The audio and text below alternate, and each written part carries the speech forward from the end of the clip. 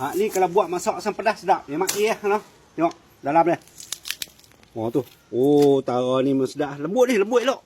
Assalamualaikum warahmatullahi wabarakatuh. Alhamdulillah. Ni dia ni bunga katan putih kita, nampak tak? Yang ni yang harga RM40 termasuk postage no. Pokok dia ni lah. Jenis ni bakar ni, nampak? Siapa nak boleh info-info stok ada lagi. Apa yang kita nak cerita ni tentang pelepah ni no. Bila kita potong pelepah dia tinggi sangat, kita kena potong lah. Bila kita potong ni, tengah dia ni, umbut dia ni kita makan ni, sedap ni.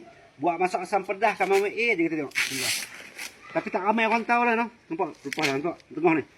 Oh, lembut elok ni Ustaz. Buat ulam saja pun sedap loh. Memang sesuai buat ulam saja pun sedap nampak. Tu. Ustaz kata. Makan saja Ustaz. Ni buat asam pedas memang sedap loh, tapi tak ramai orang tahu lah. Nampak? Nampak? Bismillahirrahmanirrahim. Oh, getah ni. Memang sedap. Dia rasa macam bunga kantan juga.